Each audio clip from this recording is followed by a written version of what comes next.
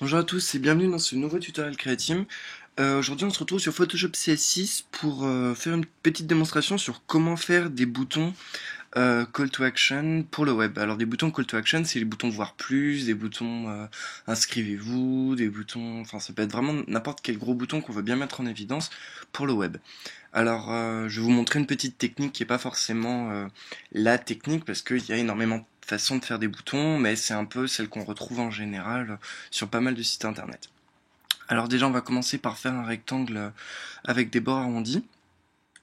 Alors pour l'arrondi des bords en fait c'est ici que ça se passe. Avant de faire le rectangle vous pouvez choisir un radius d'un certain nombre de pixels. Donc si par exemple je mets 30 et que je fais un autre rectangle, vous voyez que le bord est beaucoup plus arrondi que l'ancien. Donc moi je vais garder 10, c'était juste pour la petite info.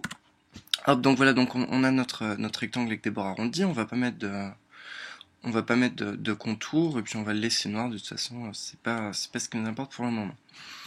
Ensuite, donc en fait, pour faire un bouton, tout se passe au niveau des effets qu'on va mettre directement à ce rectangle. Alors pour ce faire, on va double-cliquer sur notre rectangle et on va commencer par mettre un dégradé. Alors, pour le dégradé, vous pouvez soit choisir des dégradés déjà tout faits et ensuite changer directement les couleurs, pardon. Et donc, du coup, ben, promenez-vous, enfin, cliquez un peu sur tous les dégradés, puis voyez s'il y en a qui vous satisfait, qui vous, qui vont vous plaire, qui vous satisferont.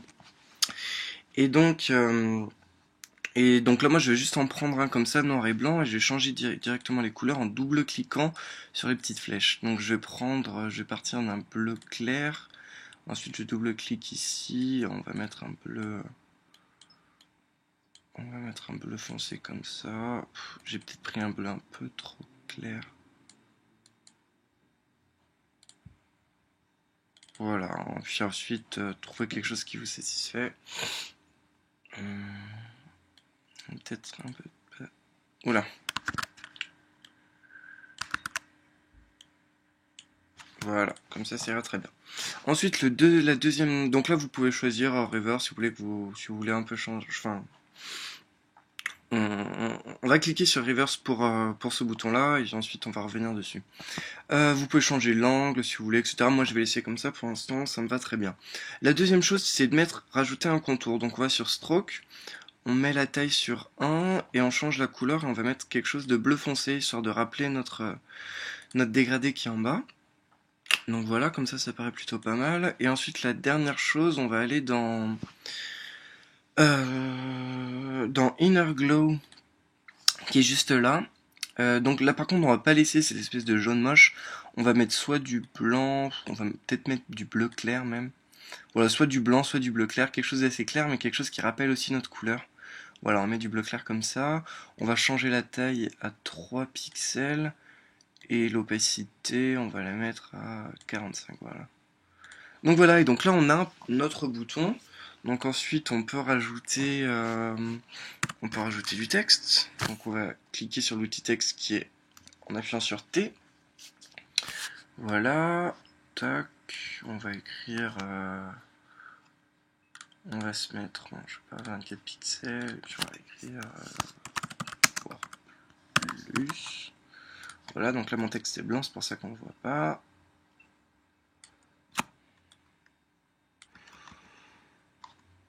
Tac, on va rétrécir notre bouton.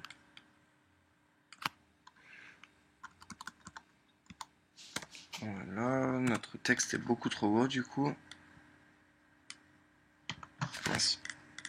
Donc ensuite, c'est vraiment du bidouillage. Hein. Hop, voilà, on rétrécit un peu notre texte, on essaie de le centrer. Ensuite, dans le Custom Shape Tool, ici, là, on va mettre un petit triangle, histoire de faire une petite flèche. Voilà, petit triangle, hop. On va le prendre, on va le mettre là. Sauf que là, vous voyez bien que le triangle n'a pas la bonne taille, donc on fait CTRL-T. On appuie Shift enfoncé et on fait une rotation. Et en fait, le fait de maintenir Shift va permettre de faire une rotation propre. Ensuite, on double-clique dessus. On fait Color Overlay. Tac, on met du blanc.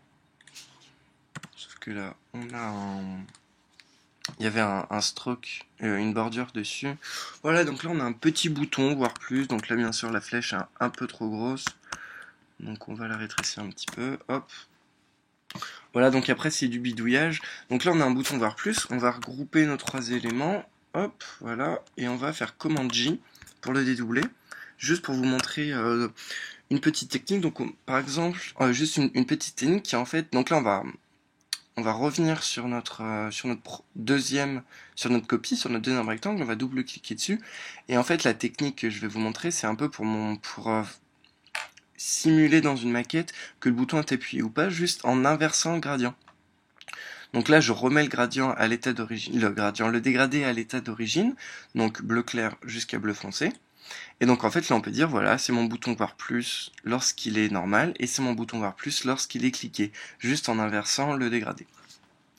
Donc voilà, j'espère que ce tutoriel sur les boutons Call to Action va vous être utile et que vous avez appris des trucs. En attendant, moi je vous dis à bientôt et n'hésitez pas à liker Createam sur Facebook et à nous suivre sur Twitter pour toujours être informé des derniers tutos. Allez, salut et à bientôt pour de nouveaux tutoriels.